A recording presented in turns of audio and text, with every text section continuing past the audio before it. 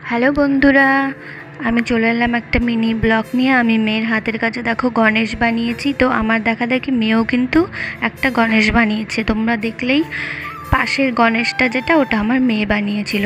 তো এদিকে দেখো এই ফেব্রিকগুলো দিয়ে কিন্তু আমি গণেশটাকে রং করব।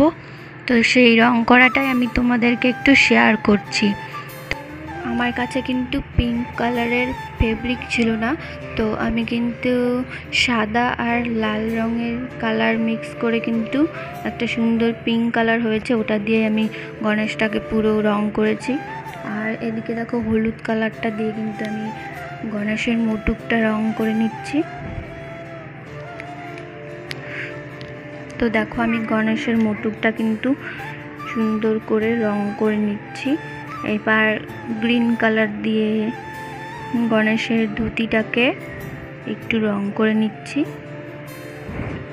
তো মেয়ের হাতের কাজ কিন্তু অনেক দিনই হয়ে গেছে, তো আমি ভিডিওটা আমি এডিট করা হয়েছিল না, তো আমি টাইম পাচ্ছিলাম না।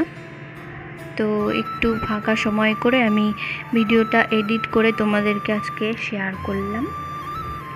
তো দেখো গণেশের চুলটাও কিন্তু রং করা হয়ে গিয়েছে, আর একটু গণেশের মুটুকটাও ডিজাইন করে নিয়েছি। এবার গণেশের চন্দনটা দেখো আমি দিচ্ছি রেড কালার দিয়ে। তো এটা বানিয়েছি যখন, তো মেয়ে তো এটা নিয়ে খেলবেই। তো মেয়ে তো এটা স্কুলে দেখানোর পরে কিন্তু বাড়িতে এসে এটা নিয়ে ওর বান্ধবীর সঙ্গে কিন্তু গণেশ ঠাকুরের পুজো খেলা শুরু করে দিয়েছিল বন্ধুরা। তো দেখো আমার গণেশ ঠাকুর কিন্তু রং করা কমপ্লিট। তো দেখো কেমন লাগছে গণেশ ঠাকুরটা। আর গণেশ ঠাকুর বানিয়েছি, গণেশের খাওয়ার বানাবো না তাই কখনো হয়? তো দেখো গণেশের বাহন তো অবশ্যই থাকবে গণেশের সঙ্গে। তো আমি কিন্তু গণেশের বাহনকেও বানিয়ে নিয়েছি ইঁদুর। তো ইঁদুরটা কেমন হয়েছে তোমরা আমাকে বলো। আর গণেশের প্রিয় খাবার লাড্ডু, মোদক, এগুলোও কিন্তু আমি বানিয়েছি। তো এদিকে আমি কিন্তু তোমাদেরকে এই থালাটা রং করাটা দেখাইনি, তো এটা একটু পরে দেখাচ্ছি তোমাদেরকে। এটা একটু ফেব্রিক দিয়ে কাজ করে নিচ্ছি।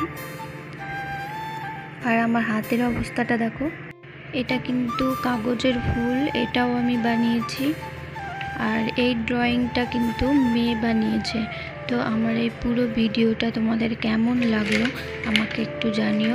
আমি এখানে শেষ করছি বন্ধুরা, টাটা।